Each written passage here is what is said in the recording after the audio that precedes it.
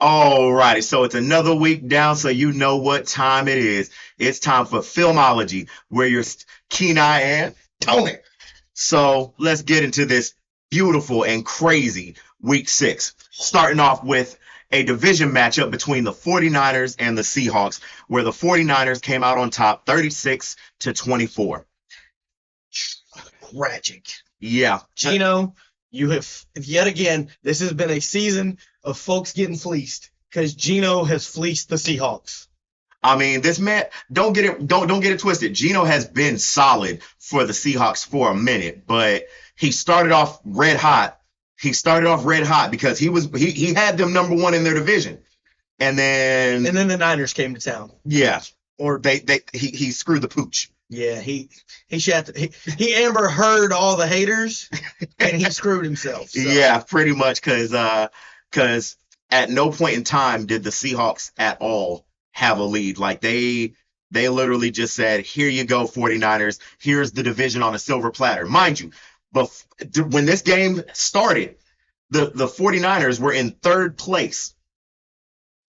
After this week, because everybody else in the division lost, and they beat the Seahawks, who were the division leaders, they're now number one in their division. We're number one. So even with Brock Purdy and the 49ers having a little rough patch themselves, they've got themselves back at the top spot in their division. That's fucking wild. It is. It is wild as hell. But I mean, hey, we're a third of the way through the season now.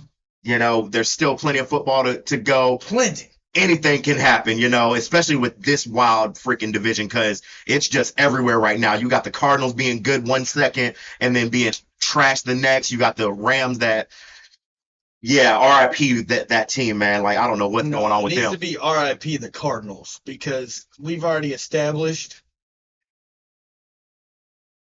that Kyler Murray is burnt hot dog water. But we're going to get into that shortly. Oh, yeah, it's coming up. But moving along to a game that I thought was going to be trash, but actually was kind of exciting. Jags versus Bears, where the Bears came out on top 35-16. It was a whooping. It shouldn't have been a whooping. It shouldn't have been. Realistically, this was battle of the trash teams. It was. And unfortunately, somebody had to win this game. Oh, yeah. And I mean, realistically, it's like, here we are, literally, the Jags continuing to be trash. You've won one game all season, but yet, again, like I said in previous episodes, Trevor Lawrence still gets claimed to be the generational talent, top 5, top 10 quarterback, but this man's only won one game all season. At the rate that you're going, the Jags ain't going to see the playoffs. Ever. Just saying. Like, I don't even really want to go over the stats on this one. Nope. Because it wasn't worth it. Step your doodle game up, Trevor. If you're going to be called a generational talent, you're a first overall pick and everything like that, you're claimed to be top 5, top 10, all that other stuff, then start acting like it. Because you got stomped by a rookie, just saying. I haven't said it any better myself. All right, so on to a game that was freaking insane. Like, this was the game of games this week on the real, where the Bucks and Saints had a division fight. It was a heavyweight fight. They wasn't pulling no punches in this game. None. Final score 51-27. All right, now the score makes it look like the Bucks just completely dog walked the Saints. It wasn't like but that. At halftime, it was 27-24 at halftime. Yeah, it was a close game, the majority of the game. But the crazier part about it is this wasn't a Baker and Derek Carr matchup. Nope. This was Baker and Spencer Rattler. Oh, rookie going at it with him. And honestly, they weren't pulling any punches. This game was wild because I'm still pissed because obviously everyone here knows that I'm a very avid Baker supporter. Mm-hmm. I enjoy Baker. Mm-hmm. I like Baker, except for when Baker's cooking up apple turnovers. Because he had 3 of them in the game. Yep. His stat line ended up 24-36, 325 yards. He had 4 TDs, but he threw 3 picks. However, 2 of them was not his fault. Okay. because Explain. one was a tipped pass. Cam Jordan got a pick off Baker Mayfield off a tip.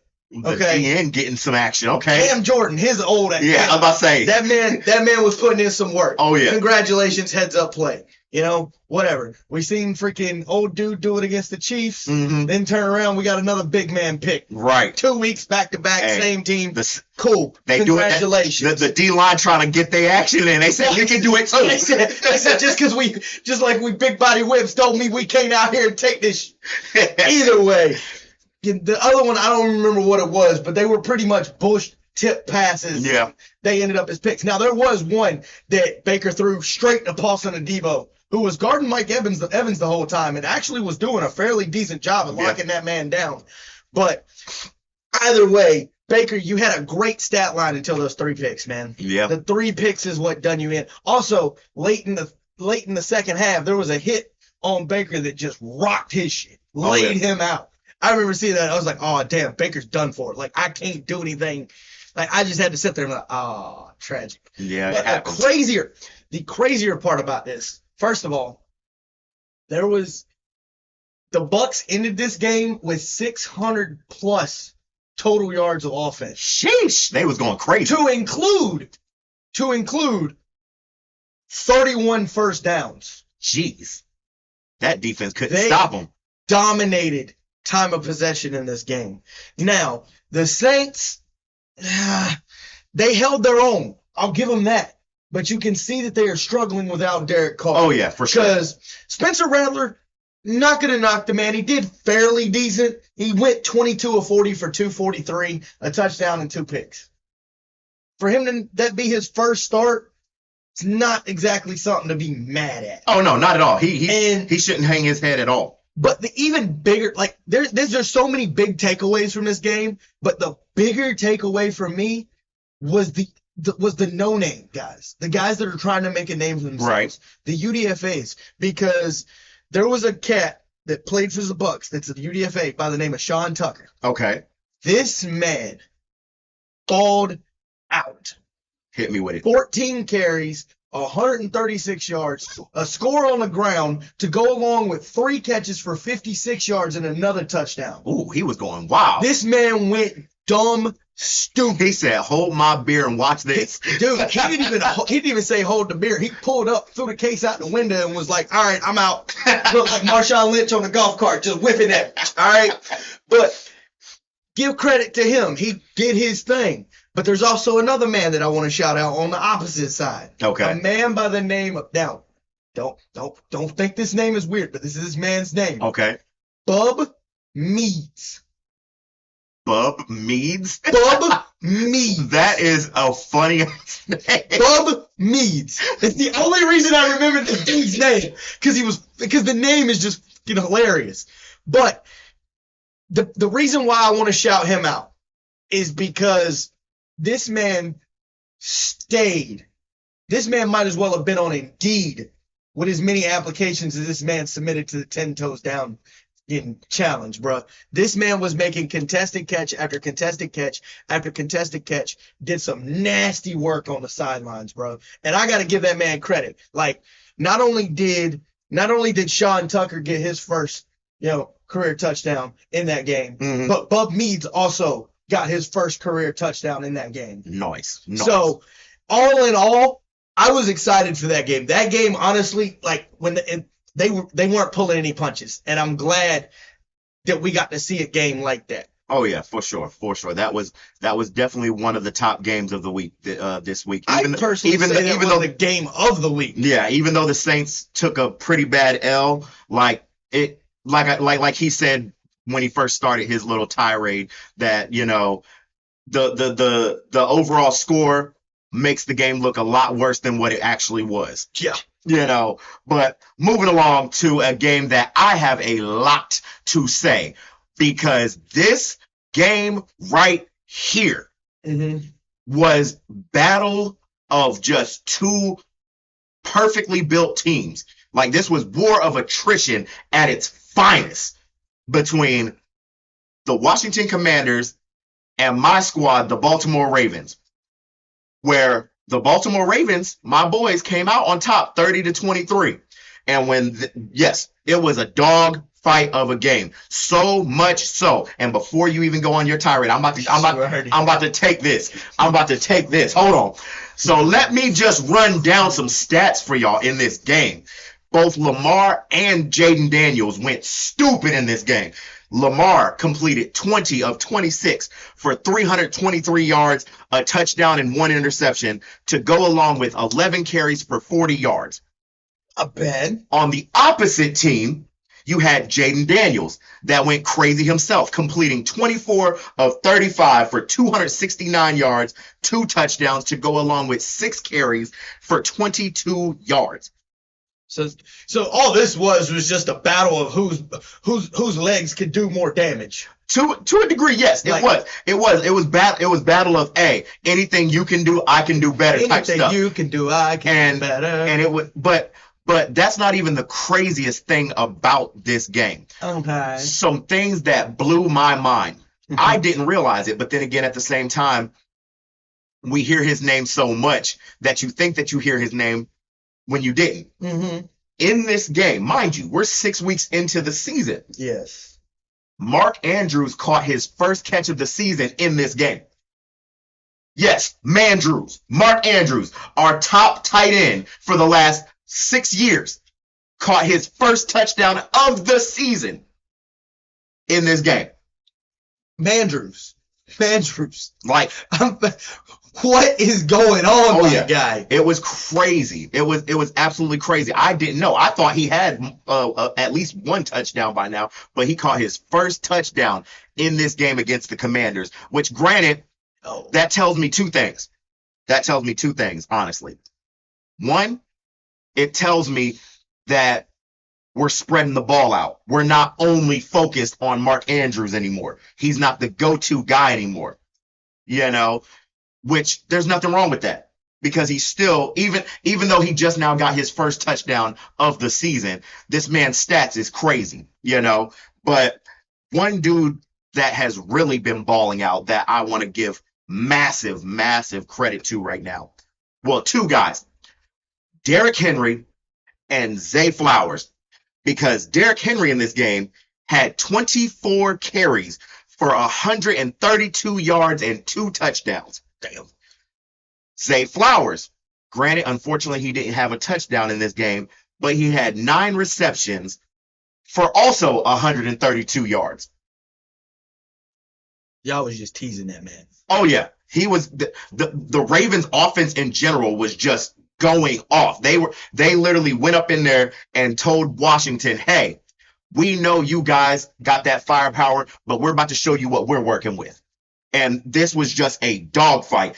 And there was technically 3 sacks. There were two solo sacks and then a half sack between Michael Pierce and Nnamdi Madubuike. I still find that weird that he changed his name. He did. But Nnamdi Madubuike and Michael Pierce shared a sack, so they got half a sack. Okay. But the 2 individuals, speaking of guys that either are no name or you haven't heard of in a minute, mm-hmm. Yannick Ngakoue, oh my God, and Travis Jones. So a man we haven't heard of in years, and a rookie from 2 years ago we ain't even never heard of. Yep, got sacks on Jaden Daniels, and it was just crazy. The defense shut down Terry McLaurin. Like, granted, yes, the man had 2 touchdowns. Like, literally the 2 touchdowns that Jaden Daniels threw were to Terry McLaurin. But Terry McLaurin only had 53 yards receiving in that game. Yeah, but that's like saying, oh, well, I know I only let you catch 2 balls, but hey, both those balls were touchdowns. I mean, this is true. But at the same time, he also had 6 receptions in that game. Okay. So when you put it in that, I would much rather take a low catch, low yard game and still have scores behind it. True. Than in Zay Flowers' case where he had 9 for 132 and no touchdown. I mean, yes, this is true. It's still efficiency no matter how you look. It is. And like I said, when it comes to dogfights, like, this is up there. Like I'd say this game was right up there with the Bucs Saints game. Like, I'm not even gonna lie. Like, these 2 games were wild. Yeah. Like nobody was pulling punches. Everybody was giving it everything they had in this game, which crazy. And I love it. I really do. I love it. It's nice to see, though, that even though, because we know there's been all these changes and everything like this, it's nice to see guys still want to go out here and have that any given Sunday mentality. Yep. To where they just dog it all out, leave it out there. It is what it is. Oh, yeah. You got to do that. But moving along to a game that I know you got some words to say. The Cardinals versus the Packers. Oh, boy. Where the final score was 34-13 in favor of the Packers. Go right on ahead, buddy. Go ahead. You brought this up. Mr. Murray, I will say it time and time again, guy. You suck. Your defense sucks. Everything about the entire Cardinals organization sucks. Your highly touted rookie in Marvin Harrison Jr. had 0 catches. Ooh, yikes. That entire game. That's not good. That's not good at all. No, because everybody is hyped up Marvin Harrison Jr. Obviously, not only because he's a Hall of Fame freaking wide receiver's son, Yep. but he was pretty highly touted out of Ohio State. Mm-hmm. You know, Jordan Love, I love you. No Diddy, but I love you, bro. Because I'm glad that you were able to put a whooping up on Kyler Murray and proved it not only to the world, but to us personally. Because we've showed Jordan Love a lot of love. Unconditional love. Oh yeah, because I mean, realistically, the man has the potential. He showed it. He's doing his thing. And the Packers have proven time and time again that they know how to build a quarterback, and they're showing it yet again. Third time's a charm. Like, they're getting their thing. But here's the funny part. These dudes had the exact same attempts and completions. That is crazy. Both Jordan Love and Kyler Murray went 22 of 32. Ooh. Okay. But here's where it differs. Jordan Love proceeded to throw for 258 yards, 4 touchdowns, and 1 pick. Okay. Damn, it's crazy. Went off. Went off. Stupid. Okay. Kyler Murray, on the other hand, only threw for 214 and a touchdown. Trash. It's like, not a bad stat line. He didn't turn the ball over. No. But for you to get all this hype, for you to get every single bit of hype that you have gotten, especially since this man got that massive contract extension. Oh, yeah. Mm-hmm. I'm not, speaking of not pulling punches, I'm not pulling any punches when it comes to you, my guy. Jordan Love, like, you might as well call him Daddy Love. Because he owns you. He took you out behind the woodshed and put you down. Literally. Yeah, I mean, shoot, you lost by literally 21 points. It was 17-0 for the longest time. Sheesh. Okay? And what's crazy is I feel like we're really starting to see the true potential that Jordan Love has. Oh, yeah, for sure. Because the Packers, that offense was stupid efficient. Oh, yeah. On third downs this week. They went 7 of 12. Oh, wow. To include 1 for 1 on 4th down. Nice. So these dudes are finding ways to really move the ball, really get it going, and they're finding a way to just dog these dudes. Granted, it's the Cardinals we're talking about. It's not like it's the creme de la creme of the freaking league. I mean, he's beating better teams as well, so we can't downplay him. But, and I mean this with a very capitalized B-U-T double T. Okay. But I somewhat have to spare the hatred for Kyler Murray this week. The smallest violin sparing. Not this man that's been the biggest Kyler Murray hater. Because there's one reason and one reason only, and I've mentioned my hatred for this time and time again. Okay. It just so happened that when I saw this, I was like, I can't go in on the man too hard. The Cardinals ended this game with 13 penalties. Woo! For 100 yards. Jesus. Now, we've talked about it before, that penalties have been ruining games this year. Oh, yeah, for sure. So, at the end of the day, it's like, it sucks that they had 13 penalties for 100 yards. That's absolutely insane. However, A world's smallest violin is playing for you, Kyler. Because that's about the amount that, folks at home, just so you guys can see that. That's the minute amount of sparing I'm doing for Kyler Murray. Because at the end of the day, you still suck, guy. You didn't deserve your contract extension, and your coach left you. Oh, yeah. Cliff Kingsbury left you. And I'm actually glad that you brought contracts up, because the funny thing is, of all the people that have received contract extensions, Jordan Love's the only one showing that he deserved his contract, and he didn't even get he got the biggest one, because he's tied with Trevor Lawrence and Joe Burrow for third highest paid. So Yeah, it is, but out of those three right now, he's the only one showing that he deserves his contract. The other two, no.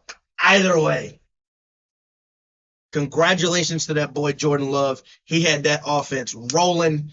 Meanwhile, Kyler Murray, you got to listen to Kevin Gates, bro, because you got to get it out in the mud, because that's where y'all are stuck at right now. Fucking facts. But moving along to another game that I was expecting it to be a blowout, but I wasn't expecting it to be this dramatic. Texans versus Patriots, where the Texans beat the Patriots 41-21. Damn. Yep. And not only that, but this was your boy Drake May's debut game. Yeah. I personally feel like that was a whole setup. Like, out of all the teams that you could have chose to throw your rookie quarterback against, you choose the Texans, whose defense has been slaughtering people. And that offense ain't slowed down neither. No, not at all. Stephon Diggs, freaking Nico Collins, Tank Dell. Mm-hmm. Who else are they got? They got so many people. It's regardless. Listen, Robert Kraft. I'm not even going at the coaches. I'm going straight at Robert Kraft. Not the owner. We need to have a conversation, because you're not finna disrespect my boy Drake May like this. I don't even know what his stat line was. But I'm going to tell you now. Let something happen to him. Oh, Foxborough. It will be the great Foxborough Fire of 2024. Yo. Robert, you better make your next business. You better make a very calculated business decision, is all I'm going to say. As much as I hate to say it, though, it kind of kills me. Congratulations to that boy CJ Stroud, man. Because this man is on a train right now. Oh yeah, he is all but, he hit the ground running and he ain't stopped. Oh no, he has proven that he was the better pick. Oh yeah, between him and Bryce Young. Right now, he's definitely showing that rookie year of his last year and that playoff run. It was not a fluke. That was him. He's just like that. He is him. Yeah, he does this. He is Himothy. And honestly, the chemistry. Like, one thing that I do want to say before we move along, the chemistry between Stephon Diggs and CJ Stroud is just chef's kiss. Yes, like, it is crazy for two players who prior to now never played with each other. Realistically, Stephon Diggs is old enough to probably be his uncle. Probably, but that's beside the point. Like, not beside the point. But that's beside the point. But it's like the fact that these two, this is the first year they're playing together, but you would swear that they're on Devontae Adams, Aaron Rodgers level chemistry. They're just on demon time. Yeah, like they're just going crazy. Or together. The Mahomes Tyreek thing. Get Tyreek's down there somewhere. Right. Hey, get Stephon's down there somewhere. Right. Exactly. Like, it's just crazy how this man's development, CJ Stroud's development, is not only been fast paced, but it's been just consistent, and it's just been growing and growing and growing. Like, I don't see any sign of him slowing down. Before we move on, I have a very important question regarding CJ Stroud. Okay, what's up? Because they always say it's better to be a late bloomer than it is to have all the early onset success, right? We saw what he did with Ohio State. He balled out. Mm-hmm. He was a number 2 overall pick. He balled out his rookie year. He's still balling out. Are we considering him a late bloomer, and do we think this is just a fad that's going to die out after his rookie year? Or are we seeing, that generational talent coming out of him? if I'm being real right now, I feel like out of all the quarterbacks that have ever been given that title of generational talent, I feel like CJ Stroud is the only one that's actually showing he is the generational talent to where like I said, I don't see him slowing down. Will there probably be some regressions at some point in his career? Yes. Do I see them being dramatic to where we're going to be sitting there like here in like 6 years being like, oh, CJ Stroud is just a fraud. His early onset success was just a fluke, blah, blah. No, like I don't think that's going to be the case because obviously everybody has their down years and everything like that. But I don't, like we said, I honestly do think that CJ Stroud is him. I feel like it is too, but unfortunately, as much as it pains me to say it, and CJ, just know I don't mean any disrespect by this, man. I really don't. We love you. We want to see you prosper and we want to see you do great things. I feel like they're going to turn him out no different than Deshaun Watson. It's to where he's going to have that immediate success in the playoffs. He's going to freaking be good. And then all of a sudden, they're just going to be like, oh, we have no use for you no more. And then it's just going to be a downward spiral. Yeah, I don't want to wish that on him, obviously. I'm about to say the organization does play a big part in that, and that's what I meant. Also, what I meant to add into that is that it also depends on what the organization does. Because if they continue building on the team for him like they are, then oh yeah, he's gonna be a dog for years to come. Wholeheartedly. But if at any point in time they take their foot off the gas, then we might see that regression. But it all depends on how they use him. It does. It really does. And it's still, I find it funny that everybody hyped up Bryce Young just for CJ Stroud to just come in and be like, nah, hold this. Oh, yeah. And he took that personally. Yeah. He took it very personally. He took it very personally, especially he took it personally against the Patriots this week and was just like, hey, hate it for you. This has got to be done. Drake May, just come here, bro. Yeah, I'm sorry. Now, don't get it twisted. It's not like Drake May went out sad or anything like that. He was fighting because he had a beautiful dot to a wide receiver that I've never heard of, and I don't remember his name. But I think it was like a 47-yard dot, like wide open. This man caught it, ran into the end zone, and everything like that. So it's not like Drake May just got slaughtered. I'm not saying he played bad. Yeah, no, he didn't. But he just, the team he was up against, that team. Unfortunately, you just had to take that. Yeah, like had you gone against any other team other than the Texans, I feel like you would have it would have looked a lot better. But because it was the Texans and that defense is crazy with Will Anderson and all them, Derek Stingley and all them boys. It's just I'm sorry, Drake. It had to happen. Yeah. Apparently, the Texans were Team Kendrick this week. I mean, every not every quarterback, every rookie has their welcome to the NFL moment. And unfortunately, that was his welcome to the NFL moment. Unfortunately, the coaching staff kind of forced yours a little bit early. Yeah, unfortunately. But we hope to see you bounce back next week. Oh yeah, for sure. There's no way that this is who you are. No, like this is your first game. We're enough said. But moving along to a game that I have a lot to say about. Oh, geez. A lot. Because this game had me fuming. Ooh. And not because it was a bad game, but because the winning team, even though they won, looked terrible.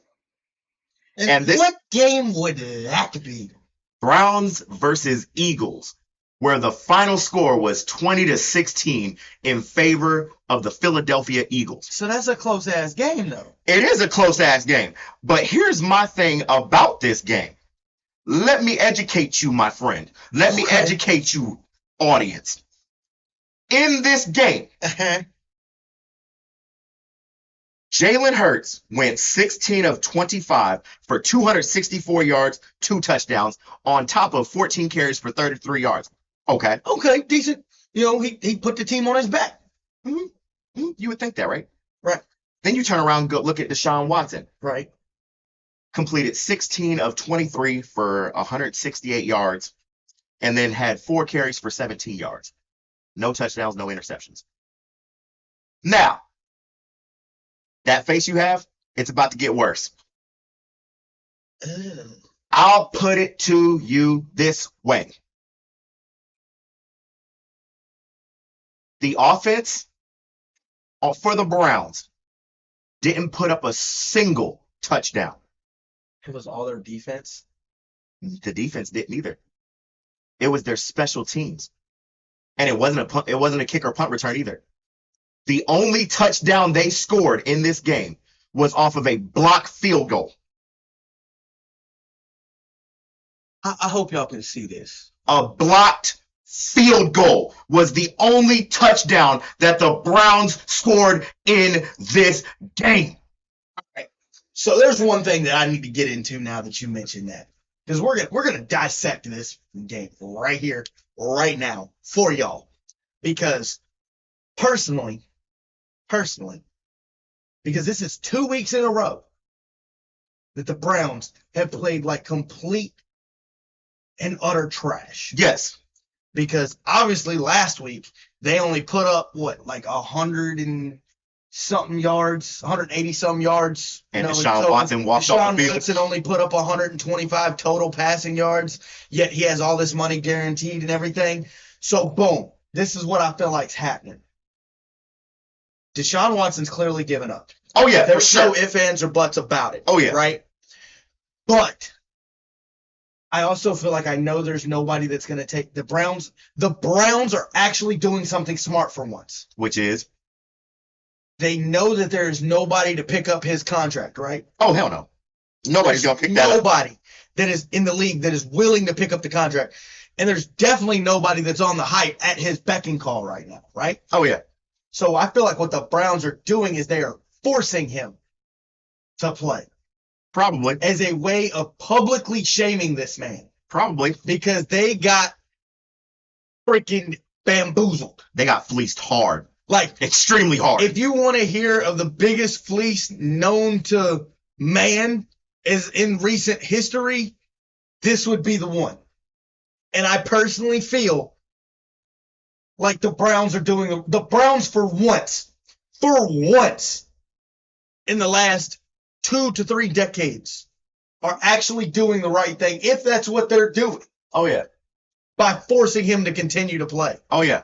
But my qualms with this game aren't with the Browns. Granted, yes, the Browns, the fact that y'all didn't score any goddamn touchdowns, y'all didn't score like you didn't get a rushing touchdown, you didn't get a passing touchdown, nothing. Literally, the only people that scored was your special teams, your kicker, and the man that blocked the freaking field goal and took it back 50 yards for a touchdown. That's it. Right. But my main problem is with the Eagles.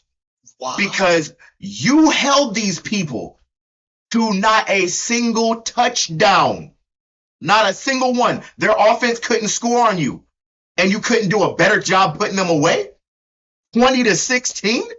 Hey, and they only scored 1 touchdown? At the end of the day, you know what we always say.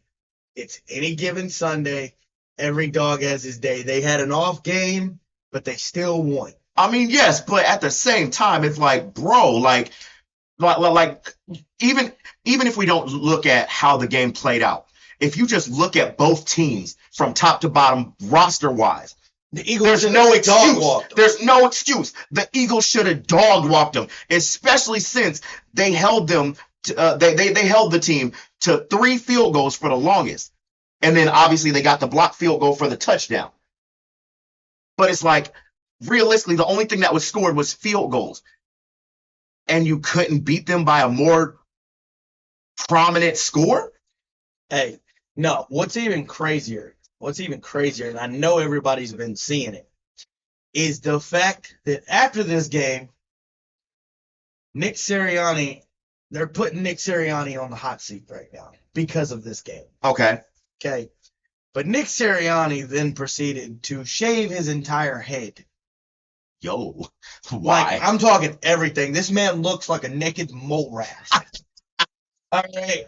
Like, just to show, those at home, for those that haven't seen it. We know what Nick Sirianni looks like with all this hair. Yeah. When he had his flowing locks. Yeah. All right. This is now what Nick Sirianni looks like. Yeah, your reaction is going to be these people's reaction. Oh, Jesus. You might have to get a little bit closer. Yeah. I think this to where it'll focus. Either way, y'all can see that man has no hair and is bald as all get out. There it goes. There it goes. Yeah. That's Nick Sirianni now. Oh yeah, he looked. And I'm just like, he looked like somebody's uncle returning from AA. Facts. Like, he looks like he hasn't had a stiff drink in 20 years. Facts. And he's looking rough. Yeah, like he's looking about as rough as the Eagles look. See, they damn near lost to the Browns. Facts. So it's only fitting. Yeah, that's absolutely insanity. This game infuriated me for so many reasons. And it didn't make any sense. Because at first I was trying to figure out where because the final score was 16. I'm like, okay, I see 9 points scored by freaking the kicker, but where did the touchdown come from? I literally had to go to the freaking highlights on the NFL mobile app to find out where that touchdown came from. Right. And it literally came from a blocked field goal. So their special teams literally. You know what? That's funny. That's fitting because your special teams put up all your points. Well, right now, y'all are looking like y'all are a little special in general right now. Oh, yeah, for sure. And y'all need to be taken out back. And, like, I would spare the Panthers right now to take the Browns out back and just. Facts. Right now. Like on the real, this is everything coming back to you, Browns. You got rid of circle. Oh yeah, you got rid of Baker thinking that Deshaun was going to be the better option, and now you're back in quarterback purgatory because you don't have a backup option because you put all your eggs in one basket in Deshaun Watson. So welcome. Thank you for putting yourself back in quarterback purgatory to where you're going to be irrelevant again, even though y'all were so close to being legit Super Bowl contenders. Good job, Browns. Only the Browns could pull that off. Yay. Like, geez Louise. But moving along to the Colts versus Titans, where the Colts got the dub 20-17. That's a close game. That was a close game. That's a Joe Flacco-led Colts, though. Yes, it is. A Joe Flacco-led Colts beat a Will Levis-led Titans. Well, we've already established the Titans have given up on Will Levis. Oh, yeah, because he's not him. We've already no, his head coach gave up on him. Nah. No, because even after the first game, the fact that the Titans head coach, I don't remember his name, nor do I want to, because I'm still salty that you did my boy Will Levis like this. Straight up threw Will Levis under the bus and blamed Will Levis for the loss. Well, I mean, you don't do that. I mean, you don't, but at the same time, even if it was his fault. Even if it was wholeheartedly his fault, he could have went out there and pulled a Nathan Peterman. Yeah. But at the end of the day, especially at a press conference, you don't throw him on. You don't chastise him in public like that. True. Fair. I give you that one. So I personally feel like it's the organization, not Will Levis. But at the same time, Joe, I'm still elite. Flacco decided he was going to come off the couch. He got off the couch Saturday night. Came to the stadium on Sunday morning and was like, all right, pitter patter, let's get at her. And he freaking went out there and just threw dots. Facts. He was and did crazy. His thing. He was going crazy. But moving along, because I ain't really got much to say. I ain't got much to say about that either. But moving along to a game that made me a very happy boy. Battle of the Oregon Ducks alumni in Justin Herbert and Bo Nix. The Chargers faced off with the Broncos. And the final score was 23-16. Oh, close game. Very close game. Now, here's the thing about that game that I want to talk about real quick. Even though the game looks close, the entire game was not close. There was a point in time. It was 23-0. 23-0. The final was 23-16. Yes. Bo Nix had them boys trying to make a comeback. He had them boys trying to make a comeback on the Chargers. It was because going into halftime, because I watched a little bit of that game. Going into halftime, Justin Herbert had them up 17-0. Coming out of halftime, they kicked 2 field goals to make it the 23-0. Like Bo Nix and company was struggling to score. After those 2 field goals, I don't know what happened with Bo Nix. But that man said, you know what? You ain't about to do me like this. And just started throwing the crispiest of dots to make it a 7-point game when they were down 23 points. Those are the tough losses, honestly. Those are the tough losses to where it's like, had one drive just went their way. it would have been a different It game. would have been a completely different game. Yep. And I'm honestly not mad about the winner and loser of this game. I'm not, because it was a good game regardless. But my bad, I interrupted you. My thing, no, you straight, no. Because my thing is like, obviously, we know it. The folks at home that have been keeping up with us know that, yes, you're an Oregon Duck fan. Yes. But me personally, even not being a Ducks fan, I like Justin Herbert. I've liked him since he came in the league. And I also like me some Bo Nix. Oh, yeah. Okay. Both good quarterbacks. Both very good quarterbacks. Both still rough around the edges. But it's bittersweet for me. Oh, yeah. Because I'm mad that, Bo lost. Because we want to see a new culture in Denver. We want to see that mentality that Bo carried from Auburn to Oregon to now Denver. Mhm. We want to see that transmogrify into something. But at the same time, our boy Jay Herbo, he finally deserves to get some love. Oh, yeah. And it sucks that it had to come at Bo Nix's expense. But either way, Bo, you'll get him next time. Herbo, you already know you got to keep it up, bro. I'm about to say, there's still plenty of football. Anything can happen, my boy. Because I personally feel like with Harbaugh taking over the Chargers, Oh, yeah. I think we're going to see a different Justin Herbert, honestly. Oh, yeah. I do. I Because really do. Jim Harbaugh is one hell of a head coach. I mean, heck, him and freaking oh dang, I can't remember what who their freaking coordinator was when they had Colin Kaepernick. But when he was the 49ers head coach with Colin Kaepernick, they had Kyle Shanahan? Was it Kyle Shanahan? It might have been Kyle Because Shanahan. it was Harbaugh, Shanahan, and Sean McVay that all come up off that coaching staff. Yeah, you're right. It was Kyle Hamilton and them, or not Kyle Hamilton, Kyle Shanahan and them. Kyle Shanahan and them. Yeah, but either way, we know that this man can develop quarterbacks and everything like that. The quarterback whisperer. Facts. I mean, heck, look what he did for Michigan when he was He all but turned Shea Patterson into a freaking decent draft pick. He turned J.J. McCarthy into a decent draft pick. Yeah, he knows how to make quarterbacks. Dude. So it's like, I feel like we're going to see a brand new Justin Herbert. I see a career resurgence. He's going to get his I get wouldn't back. go that far just yet. Justin, I love him, but I see it. I see him slowly on the come up to where Oh, yeah. if he gets traded, he's going to go to a good place. Probably, yeah. That's where I see that. Oh, yeah, for sure. For sure. But either way, moving along to a game that really upset me. I was very disappointed in this Why? because it was the Steelers versus Raiders, where the Pittsburgh Steelers came out with a dominant dub, The Raiders got dog walked. 32-13. Aiden O'Connell, you're not him. Retire, bro, please. Yeah. Because you are not him. You've had multiple seasons at this point to prove yourself. Because Derek Carr's been gone, what, 2 seasons? Yeah. Almost 3 seasons Yep. now? Because he spent both seasons with the Saints. Yeah. So 2 seasons. That's a whole 32 games. Granted, they had Minshew. He didn't exactly get the starting job right away. There was the whole Jared Stidham controversy. Yeah. That was a thing. But Aiden, man, you've practically been handed the keys on a silver platter, and you're just like, yeah, no. Now, on the opposite side of this, Okay. Mike.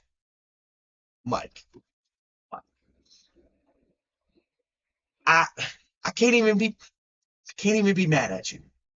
But I can't. Because it's like, okay, cool. You got the dub. Congratulations. Pat on the back. Good for you. But you pretty much it'd be like me going to a freaking preschool and playing flag football with a bunch of 2 and 3-year-olds. Oh, yeah. Like, you set yourself up, man. Yeah. See, one thing that I do want to bring up when it comes to the Raiders is that obviously they've been having a pretty rough season. Rough is an understatement. Yeah, like their best victory was against my boys, unfortunately. Still don't see how that happened. Me either, but either way, they made a decision today that surprised me, but also wasn't a surprise. They decided to ship Devontae Adams off to the New York Jets to go play alongside his running mate, Aaron Rodgers. Oh, let's go, baby. My Jets getting upgraded. Let's go. Yep. So not only have they been having a rough season with Devontae Adams, but they're going to make their season worse by not having Devontae Adams. So, yeah, sorry, Raiders fans, but prepare for dark days. They've already had dark days. It's not like it's getting any brighter. Well, I mean, realistically, what do they call their little fucking fan section? The black hole? You might want to think about changing that because I didn't even know that was the name of their freaking thing. that's what they call it, the black hole. And you might want to think about changing that because right now, that's what your so-called football history has looked like, is just an endless void of darkness. Hello, darkness, my old friend. It is what it is. You guys sucked. It is what it is. Mike Tomlin, I hope you lose the rest of your games. Now, moving along from a game that made me sad to a game that made this man try. No. Where the Detroit Lions faced off against your boy Tony Tone's Dallas Cowboys and eviscerated them by a score of 47-9. All right. For those at home, and for my beloved partner, this is where I have to make my timely exit. Nah, we gonna have this conversation, my boy. We having this conversation. All right, so this conversation has to be had. I'm getting up close and personal for this one because Dakota Reigns Prescott. Damn, not the full government. The full government, bro. Played like ass. Facts. That whole defense played like ass. Okay. The fact that Jared Goff went stupid, 18 of 25, 315 and 3 touchdowns with no turnovers, pissed me off. Okay. We know Jared Goff's kind of like that. All right. But the fact that Hendon Hooker, they threw the backup in just to be stupid. Respectfully. Hendon Hooker got playing time. Okay. Do you not understand how much that pissed me off? Okay. And it doesn't. Okay. And in no way, shape, form, or fashion, Daniel Campbell. You said you were taking knees, but I didn't expect it to be your own player's knees. Because my condolences go out to Aiden Hutchinson. That man was the second coming of Joe Theismann with his leg. I saw how that happened. Yeah, we want to send our condolences out for that. Oh yeah. As for the rest of this game, season's over. As for the rest of this game, Jerry, I'm telling you now, if this is any inclination as to how the rest of the season's gonna go, you're in for a world of hurt, sir. And that's not an empty promise. That's not an empty threat. That's a promise, my guy.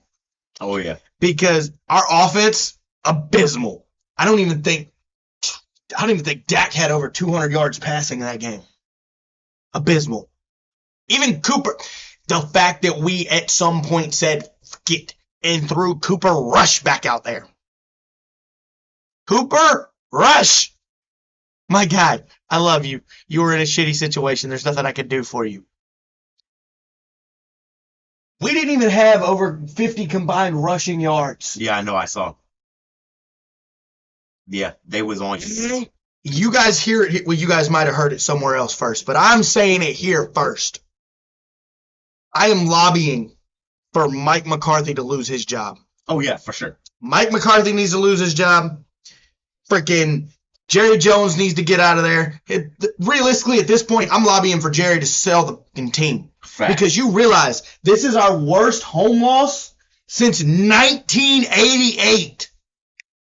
10 years before I was even thought of. Okay, that exposes me a little bit. But do I care? No, because I'm still morbidly pissed off. It is what it is. Okay. All I got to say is the Lions were whooping these boys so bad They started just getting stupid with it, playing freaking backyard football, letting offensive linemen score touchdowns and crap. They was just getting extra disrespectful. Dan Campbell wasn't taking kneecaps. He was taking souls in that game. He was claiming the Dallas Cowboys spirit in that game because they were just drawing up some of the most disrespectful plays I have ever seen in my life. The fact that Penei Sewell freaking sat there and almost scored a receiving touchdown. Like, what in the world was your boys doing? Nothing. That's not a problem. Nothing. Absolutely nothing. Oh man, You could have paid me $60 million a year to go out there and flop like my boys did. facts. That's the worst part is that you have the highest paid player in NFL, almost two different positions. yeah, at two different positions in NFL history, and y'all get smacked like that. Listen, it's like we always say, any given Sunday. Yeah, but this Sunday, it was a very sad Sunday. This was not a holy Sunday. No, it was. It was all right. Our defense looked like a block of Swiss cheese. Not a slice, not a package, a block of Swiss cheese. Anyway, I wouldn't be so mad. I would not be so mad if this was a one-off. But no. Defense has let up 40-plus points in two separate games. Count them. 1, 2.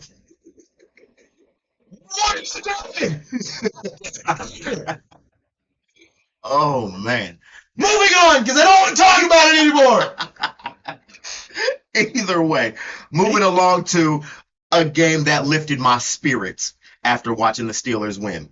In my dark horse, the Atlanta Falcons, facing off against their division rivals, the Carolina Panthers, where they proceeded to whoop that behind 38-20.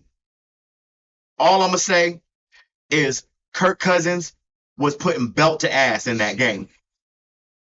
That's all I'm going to say. Kirk Cousins was putting belt to ass in that game. Kirk. Kirk. Captain Kirk. Kirko James. Listen. I've given you some hate. Okay.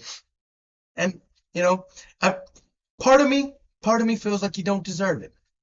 Right? Right? But you know what? There's even bigger part of me that's going to call you a fluke this week. How so? He beat the Panthers. So there's whale poo in the Panthers. That's terrible. It don't matter. It don't matter. Oh, dub is a dub. Doesn't matter. Exactly. A dub is a dub. And the fact that they are still sitting on top of their division right now because of Captain Kirk. Yeah, let that sink in. The Falcons, the Atlanta Falcons, are sitting on top of their division, above the Saints, above the Bucks, above the Panthers.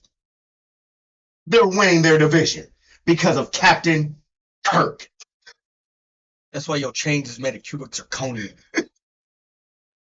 Like, let that sink in. And it's funny because I remember when we chose our dark horses for this season, you laughed at me for choosing the Falcons. And I'm still laughing at you. But yet my dark horse is sitting at the top of the division while yours is slowly creeping to the bottom.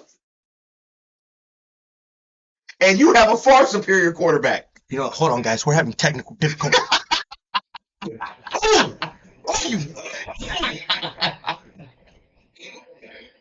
Way. That was a beautiful game by Kirk. Kirk was out there throwing dimes. He granted, yes, technically you were going against a Panthers defense, which is the worst defense in the league right now. Well, poo. But even still, even with you going against the worst team in the league right now, to put that kind of belt to ass. Hey, keep it up, Kurt. Keep it going. Keep it going, Kurt. Kurt. We need to talk, Kurt. I need to have a conversation with you. Listen, Mr. Cousins. I'm gonna tell you now. Apparently, you like that? Because apparently he's liking being in Atlanta right now. Oh yeah, he's loving being in Atlanta. I'm gonna give him credit. Congratulations. Take advantage of this while you got it, because it probably won't happen much longer. Such a hater. Hey, sometimes your biggest haters are your greatest fans. I was about to say, he's just mad because his quarterback was the one that got the belt to ass instead of giving belt to ass. All right. The way, moving along while my partner here, wipes his tears away. But moving along to a game that I have a lot to say, because this game was pure, unadulterated trash. How trash? In the Bengals versus the Giants, the score was 17-7 in favor of the Bengals. Okay, I don't see a problem with that. It's the Giants. Okay, you don't see a problem with that. No. I'll put it to you this way. This was a game where neither quarterback threw a touchdown. Okay, see, now, I expect this from Daniel Jones. Daniel Dumpster Fire Jones. I expect this from you and this trash organization called the Giants. I expect this type of mediocre, below average play from you. But Joseph Burrow, I have some choice words for you. You are not safe. Oh, no. I'm done hearing it. We're both of us are done hearing everybody make excuse after excuse after excuse for you. Matter of fact, just to avoid allowing people to make excuses for you, would you like to hear the stats? Oh, please, most indubitably. And when you hear these stats, people are gonna say, "Oh, well, this, that, and the third." Nah. Let's hear these stats real quick. Sit back, strap in, and get prepared for this ride. So, mind you, the score was 17-7, right? Not that bad of a score. Sounds like they put belt to ass, right? I wouldn't consider that belt to ass, but Joe Burrow, yeah, completed 19 of 28 for 208 yards, no touchdowns, no interceptions. Turned around, ran four times for 55 yards and a touchdown. To a degree. I have to give that Giants defense some credit. Because obviously Kayvon Thibodeau's healthy. Yes. Freaking, they went and got Brian Burns in the offseason. Yes. That defense is way better than what it's been over the years. So I have to give that defense credit. But you can't discount the fact that this is a Bengals team that still has T. Higgins, still has Jamar Chase, still has Joe Burrow. Like this is still the same. Hey, look, I wasn't talking about the Bengals. The Bengals clearly look like hot dog water. Oh yeah, straight hot dog water. I got to give the Giants defense to credit to hold a quarterback of Joe Burrow's caliber, fraudulent caliber nonetheless, to a game where he almost, he barely threw for over 50% completion there. It's 19 of 28. Yep. Granted, he threw for 200 plus yards, but that 200 plus yards don't mean shit if you didn't score. Yes, you didn't score at all. No, I'll put it to you this way. No wide receiver scored a touchdown in this game. It was all on the ground? Yeah, it was all on the ground. Not a single wide receiver, not a tight end, not nothing scored on either team. Because you want to hear Daniel Jones's? Daniel Jones completed. He had a terrible freaking stat line, just saying. Because it's Daniel Jones. He completed 22 of 42 for 205 yards, one interception to go along with 11 carries, 56 yards. All right, so I'm telling you now. I'm gonna get up close and personal with this one. Telling you now, Daniel Dumpster Fire Jones.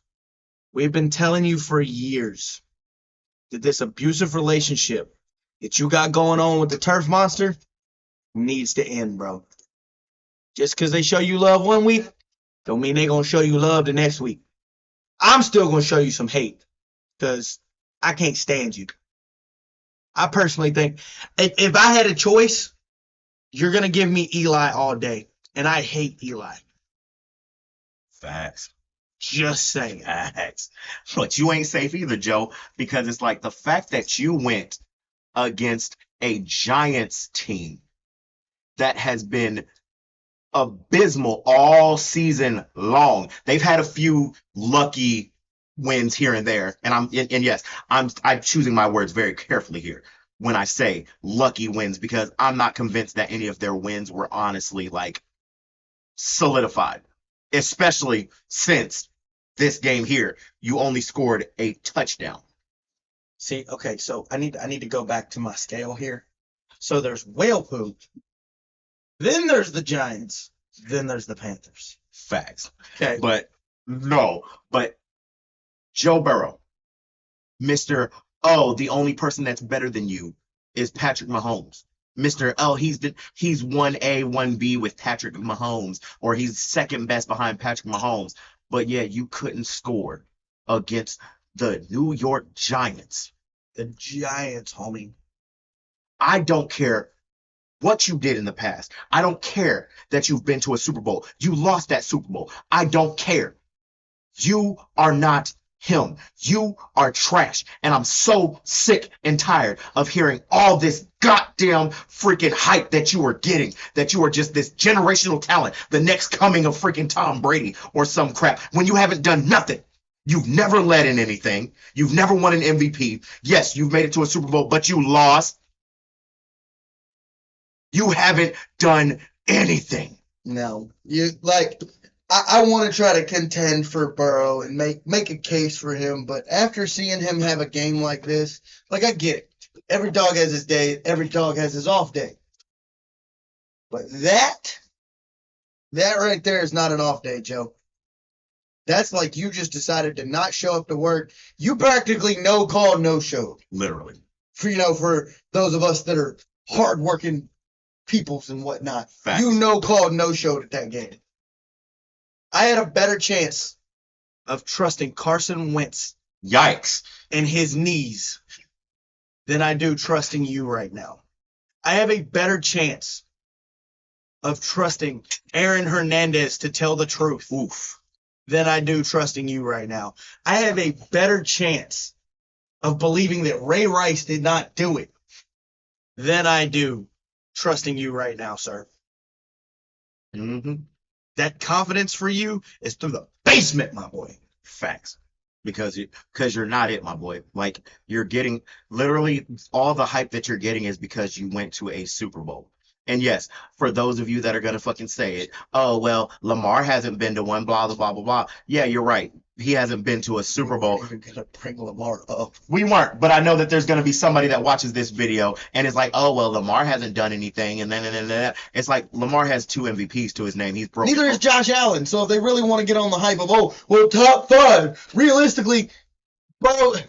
Personally, I feel like Burrow wasn't the reason that they went to that Super Bowl. No, it was their defense. It was that defense. Even though that defense was mediocre all season, they picked it up in the playoffs. Yeah. So before anybody gets to saying anything about anybody, just remind yourselves of what the case actually was.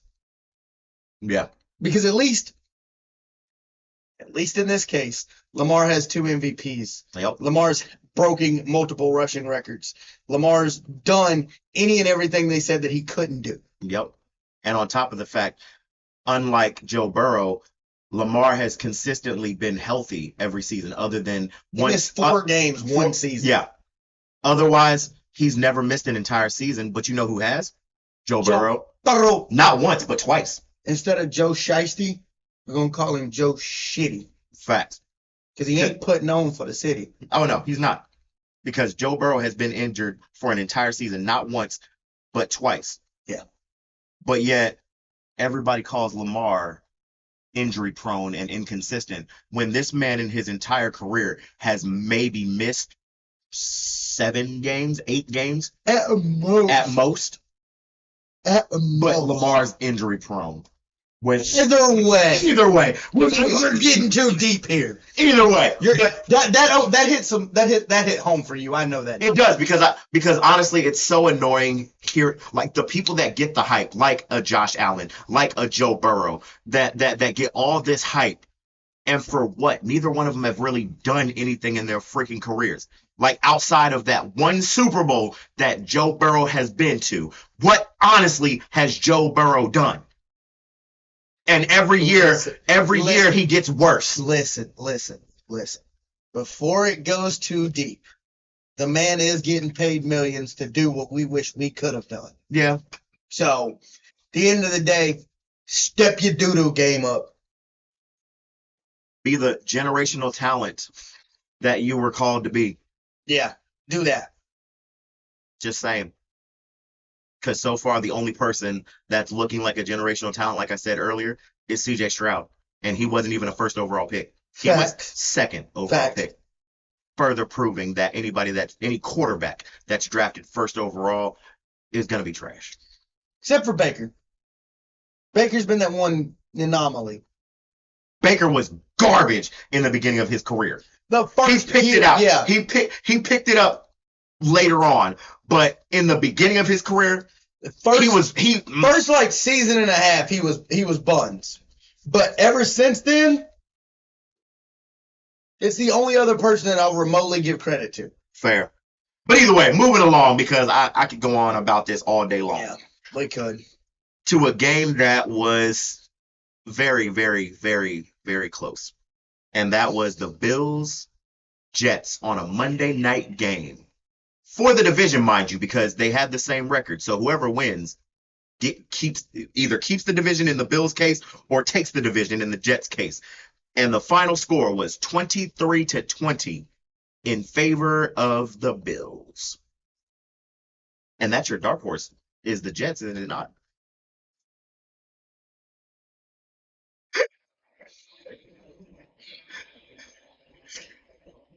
You already know where I'm finna go with this. Aaron, Aaron, I'm sending you to Oshak Hennessy's office. Because this is ridiculous, guy. You're pretty much letting your kid beat you. You should know what it is. You can't say you ain't got a supporting cast. Nope. You've got Garrett Wilson. Mm-hmm. You've got Breece Hall. Yep. You've got freaking Alan Lazard. Yep. You now have Devontae Adams. Granted, it wasn't for this game, exception. I'm going to need you to not Amber Heard and drop a turd. Facts. So I got a question for you real quick before you continue. So obviously last week, they fired Robert Saleh, their head coach, because they pretty much said that. They said you got to go because they pretty much said out of their mouths, the owner, mind you, said out of their mouth that, hey, you're not leading us to where we want to be. We need to go in a different direction. Yeah. It's pretty much blaming him for their lack of success. But here it is, the week after that you fired him, and you still lost. I chalk it up to growing pains. I don't. I personally chalk it up to it's Aaron Rodgers' fault. They promoted their DC as interim head coach. Mm-hmm. You take a defensive-minded guy and have him run offense. Yeah, but they still have the same offensive coordinator. All they did was get an interim coach. Yes, he's a defensive coach or whatever, but their offensive coordinator is still the same. The only thing that they did was change the play caller, and you still couldn't win. Granted, it was a close game, but you still lost. The man that you said was the reason why you were losing is gone, and you still lost. Here's my thing. It's 1 week after he's gone. I mean, if we're talking, say we get to like week 12, right? say we get two-thirds, three-quarters of the way through the season, and the Jets are still abysmal, then it's like, okay, I'm 110% sold that it's A-Rod's fault. But 1 week after losing Robert Saleh, I'm not going to hold A-Rod to it just yet. I mean, I agree with you. It's a little bit early to be sitting there blaming Aaron Rodgers right now because it is only one game after he was gone. But my thing is that you got rid of him because you literally said, oh, you just don't bring a winning culture and everything like that. Like, you pretty much told the head coach, it's your fault, deuces, my dude. Yeah, because just to turn around and lose that next week. But as we said, I'm glad you brought up a winning culture. Because realistically, Robert Saleh didn't do that. Because if you recall, Robert Saleh's coaching, record with the Jets was 20-36. Fair. That's not a winning culture. It's not, but at the same time, it's like with this new interim head coach. He's 0-1 as a head coach. But even still, there's a lot of coaches that start out 0-1. Yeah, I mean, and you win some, you lose some. I get that, but at the same time, for you to be promoted, and the dude that got fired, they promoted you because they thought in their mind you were the better option to play the head coaching role. Just for you to step into the position, and you lost. Look, I'm still not holding it. I'm not holding it just to Aaron Rodgers. I'm holding the torch to the whole team. Because all three phases, defense, special teams, and offense, they lost. There's nothing more to be said about it. The Bills just had their number. Yeah. Well, either way it goes. Come next week, if they lose again, it's like, all right, was this really the best move? Third week, if they lose, if they go 0-3 with this new interim head coach, it's like, now we start raising the questions. Yeah. Yeah. Because realistically, it's like at this point in time right now, the only thing that's keeping the Jets in second place is the fact that the Dolphins and the Patriots are absolute dog water right now. Yeah, because the Dolphins don't have Tua, and Drake May is still trying to get his foot. Yeah. So that's literally the only saving grace from them being dead last. Because realistically, yes. I feel like if both of those teams had their stuff together, the Jets would be dead last. I feel like if Tua didn't get hurt, we'd be talking about the Dolphins leading that division. Probably, yeah. Probably. Just saying.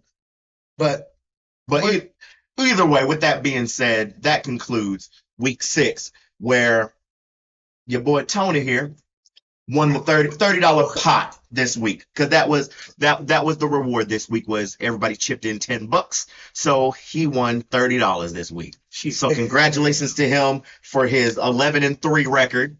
Damn, did I really go 11-3? 11-3. Damn. And then call me the next Mel Kiper. Yeah, our manager and myself tied at 10-4. So he only beat us by one game. Hey. One game is all it takes. Yeah, I hear you. But getting into next week's fun and festivities. Before we go any further. What's up? I feel like we just straight up got to tell them. What's up? We got to tell these people. The people need to know. It gets the people going. What's that? Let them know. The punishment. Oh, yeah. This week. Oh, yeah.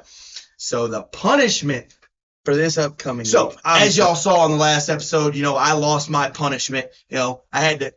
Happy the Clown don't play that. Okay? Y'all, for those of y'all that know.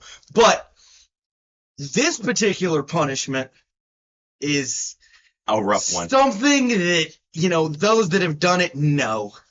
And will probably taste the punishment just by me mentioning it.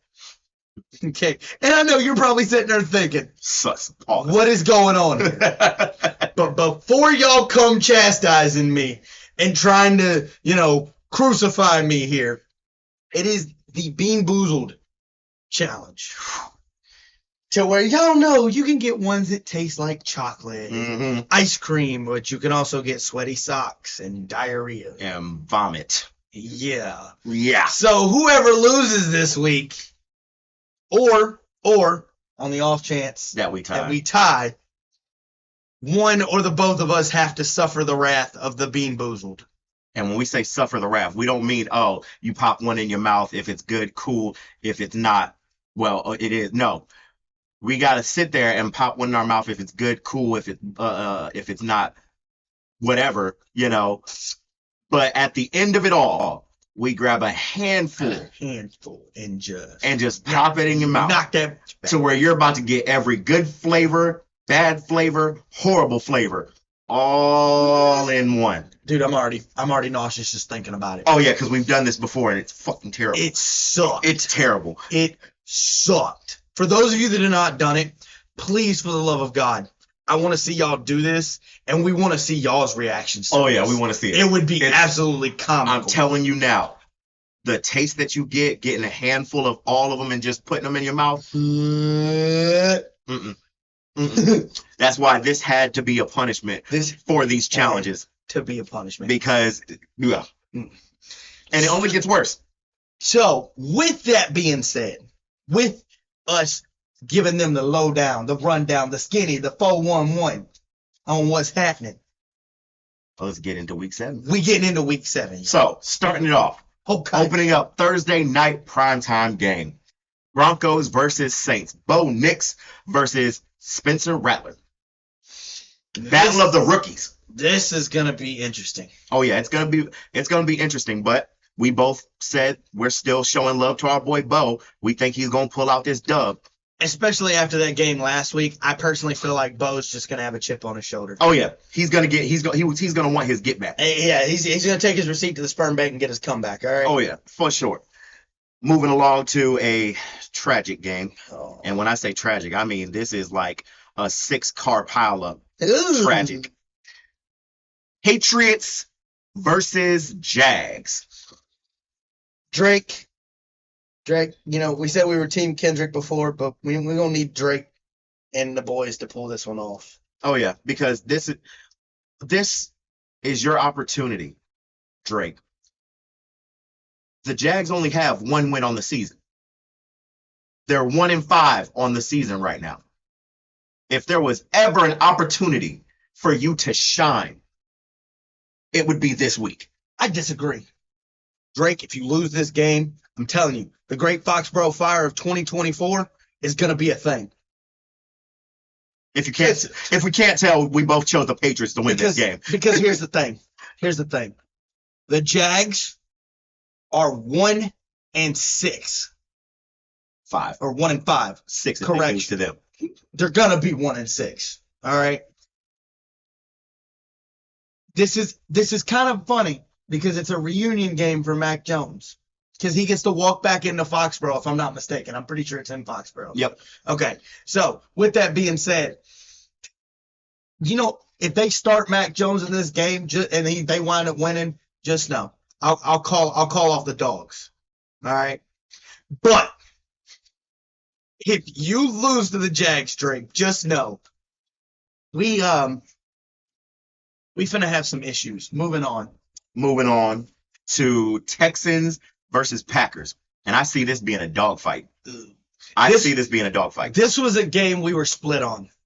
We agreed. We both went with the Texans. Yes, we agreed. But it was a very hard choice and a hard pill to swallow. Oh, yeah, because both quarterbacks are going crazy right now. Both teams in general are going crazy right now to where you can't make heads or tails of either team. Mm-hmm. To where it's like we were on the fence with this one on who we thought would get the dub here, but somebody has to win. Somebody's got to go home with the win, and we picked the Texans. Yep, so. we think the Texans are going to get this dub. Nothing against you, Jordan Love, but all the love, but at the same time, every dog has his day. Yep, and unfortunately, we think this is going to be yours. Yeah. Moving along to another dog fight that I'm excited for. The Detroit Lions versus the Minnesota Vikings. Ooh. Oh, yes. Battle of the dogs. If I'm not mistaken, this is a game we chose different on. Yes, we did. I chose the Detroit Lions to win. He chose the Minnesota Vikings to continue their undefeated streak. I got 3 words for you, Dan. No more kneecaps. Because I don't think y'all are going to win this one. I personally think I personally think that my boy Vanilla Vic and the boys are going to get it done, all right? I'm still giving him that moniker, man. Yeah. I'm holding true to it. And so far, he ain't let me down.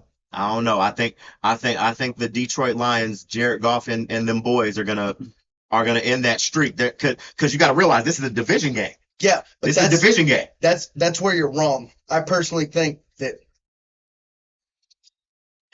with the Lions' impressive victory this week, Mm-hmm.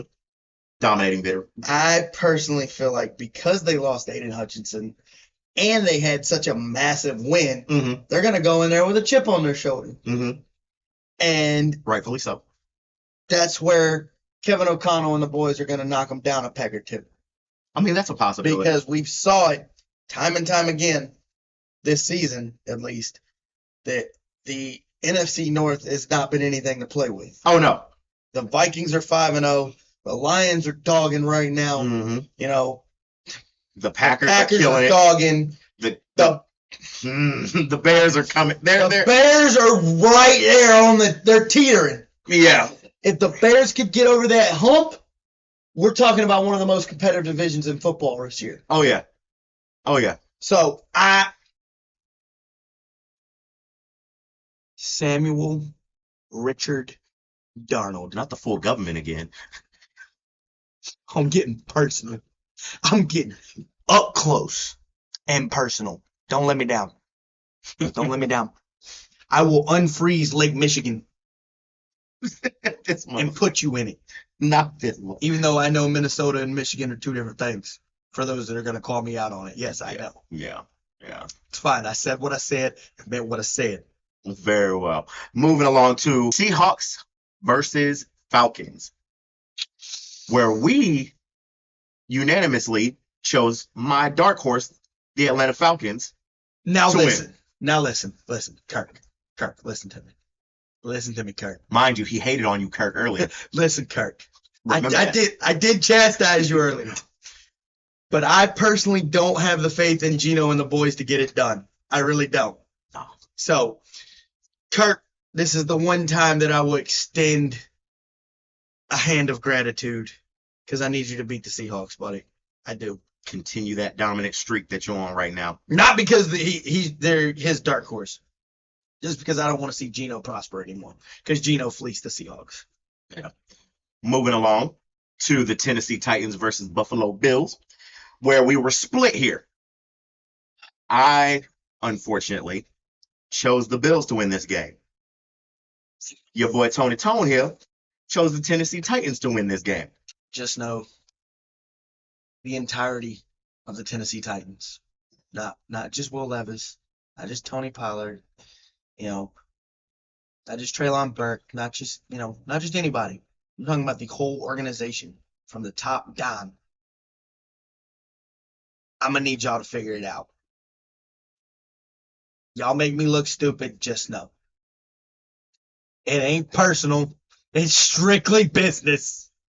I'm going to pull a you real quick. So, I'm getting up.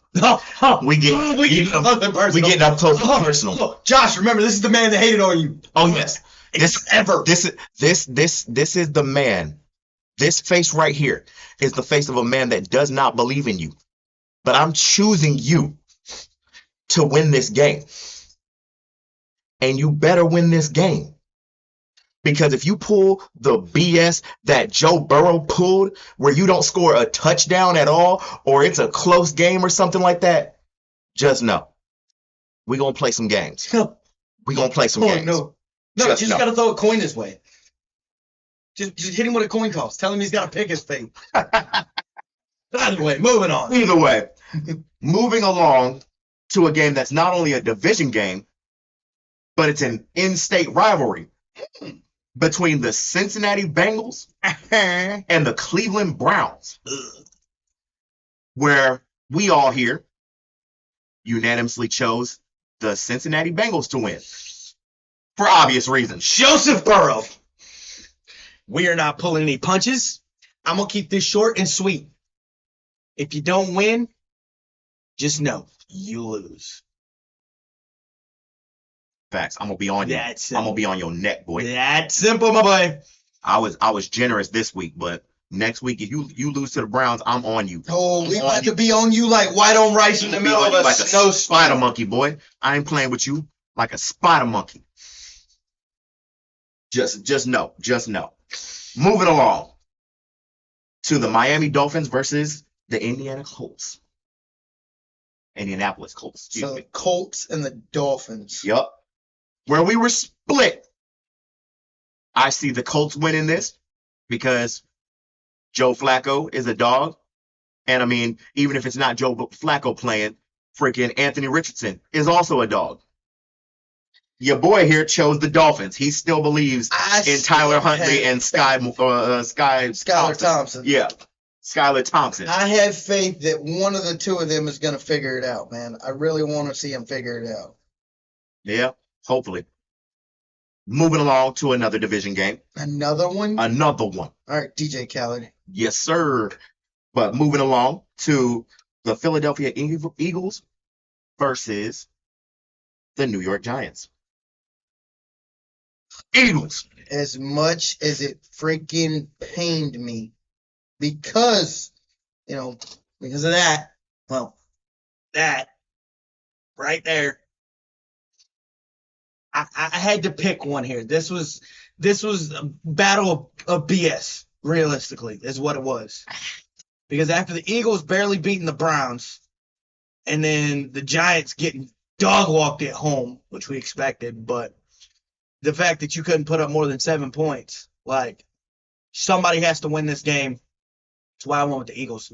Don't really have that much hate for Jalen Hurts, but all I got to say is, Eagles, you're giving – these are two give-me games back-to-back. If you pull the same crap that you pulled this week, next week, we better be on it. We about to be on you. Because there's no reason that this game against the Browns was as close as it was. So I'm going to need you to bounce back and start showing me the Eagles that we know that you are, that the paper says that you are, and everything like that. Because this whole keeping it close with teams that you should be dominating, it ain't it. So get this dub. Obviously, based on our reactions, you already know we're unanimously choosing the Eagles to win. Yes. So after that, we have the Raiders versus Rams. And this one, we unanimously chose the Rams to win. Because Aiden O'Connell ain't it. Not only that, but without Devontae Adams, I mean, realistically, who do they have to throw to? I can hear Aiden O'Connell now. What's an offense? Right, literally. Because, I mean, literally, Devontae Adams was the only reason why y'all even had a chance against anybody. Y'all sent him to New York, New Jersey, wherever you want to say they're from. Sure. And what do you have? What honestly do y'all have? I can't even think of who was behind freaking Devontae Adams. They ain't got Hunter Renfrow. No. They don't have Foster Moreau anymore. Nope. Like I can't even think of who they have to where it's like, yeah, like we have no choice but to go with the Rams here. Mediocrity. Right, like that's what they have, or what they have, shall I say? Facts. So yeah, Matt Stafford, we got nothing but love for you, bro. Figure it out. Facts. Oh boy, moving on to the slaughterhouse, where you got the Washington Commanders facing off against the bottom feeders, the freaking Carolina Panthers. Listen, Jaden, listen.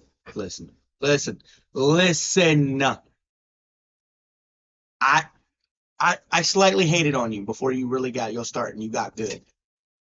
But I backed off. I ain't dogged you nowhere near as I've dogged, the likes of Kyler Murray, Joe Burrow, and Kirk Cousins. Okay? Facts. Because unfortunately, I'm taking this with a bag of salt right now. Unfortunately, you are playing the best out of our entire division. Facts. I hate to say it. I don't want to say it. It makes me sick that I even think that, much less said it. On camera, getting caught in 4K. 4K. Saying it. But just know, if you lose to the Panthers, there ain't no saving you. Because, yet again, as much as it pains me to say it, seeing what that Commanders offensive line was able to do against Myles Garrett and how they were able to shut him down, there's nobody on that Panthers defense that even pales in comparison to the likes of Myles Garrett. No. There's nobody on that Panthers defense that pales in comparison to the likes of fucking Nnamdi Madubuike and Odafe Away and all these other guys that they had, you know? So if y'all lose to the Panthers, just know. Just know. All I'm going to say is, even though we beat y'all this week, it was one hell of a fight. It was not an easy win. Y'all fought to the bitter end and everything. Y'all went out like warriors. Respectfully went out like some warriors, to where you got it easy right now. This is a give me game for y'all. Y'all can bounce back from this game, this loss.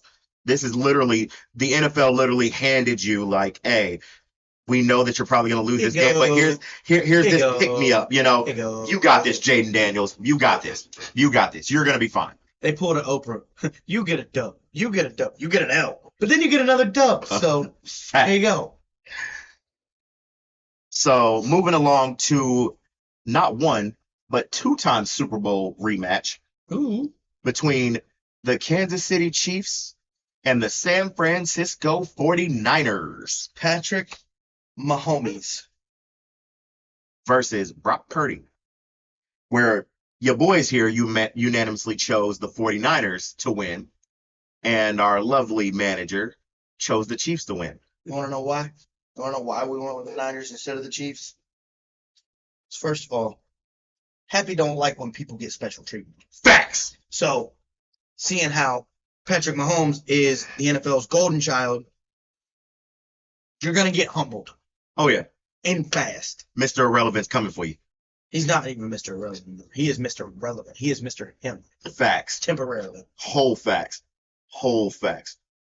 But continuing on to the New York Jets versus the Pittsburgh Steelers, where we unanimously chose this man's dark horse to win, the New York Jets. You know what's crazy? Who did the Steelers play this week? They played the Raiders this week. They played the Raiders. They played this week. They played the Jets. Do you not realize what's happened? What happened? What's that? They have to play Devontae Adams 2 weeks in a row.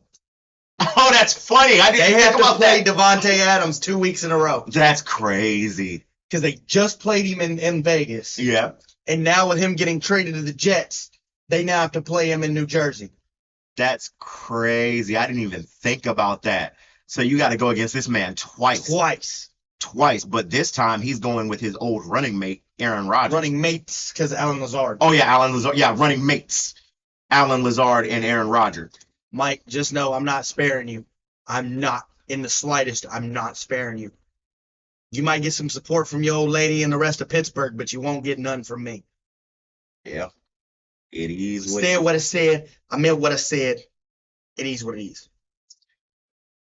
Moving along to a game that we'll see how it goes, because it should be an ass whipping in favor of one team, but at the rate that this season's going, you never know. Okay. We have the Chargers versus the Cardinals. Listen, I got two things to say. Justin Herbert, you got all the momentum right now. Make it happen. Oh, yeah. Kyler Murray. Childler Murley. Because that's what you are. You're a child. You look like a midget that needs a booster seat, guy. Yo. I got no faith in you. You can't even ride all the rides at Six Flags. Yo, chill. Yo. Obviously, we all unanimously chose the Chargers to win this game. So, enough said there. Enough said. And then we finish off the week with a prime time game. At least it's not your boy Kirko Cousins in prime time, because we all know how he is in prime time. He's been dogging this year. Just saying. But either way, a prime time showdown between former rivals. Who? Former running mates in the draft. Number one and dead last. Number one and dead last. Number one and dead last in the first round. Is this? This is exactly what you think it is. It's Baker Mayfield versus Lamar Jackson. The Baltimore Ravens versus the Tampa Bay Buccaneers. And obviously, we were split here. Obviously, I chose my boys to get this dub.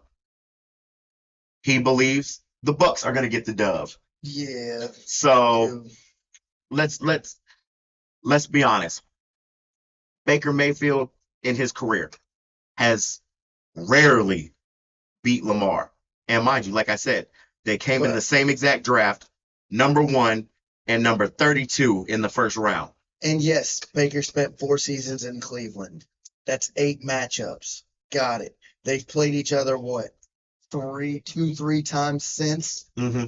It's like, okay, cool. First of all, those first 8 matchups, I'm not holding Baker for that. Nah. Because I personally feel like with Baker having the career resurgence that he's had, right, and the team that he's got now is leaps and bounds above what he had in Cleveland. I can agree with that, but so I feel like Baker has a better chance now than he did before. Nah, I don't see it happening, especially since our defense is starting to wake up and starting to get them gears churning and burning. Like, yeah. Y'all got to get that boy Trenton Sampson going.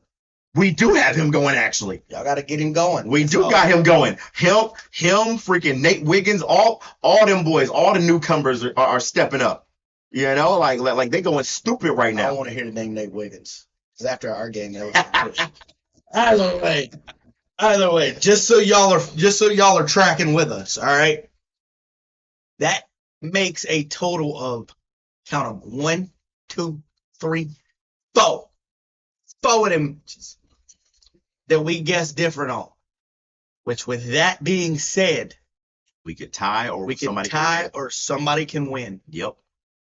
So it is guaranteed that either one or both of us has to do this Bean Boozled challenge. Yep. So y'all strap in, y'all get ready for that one.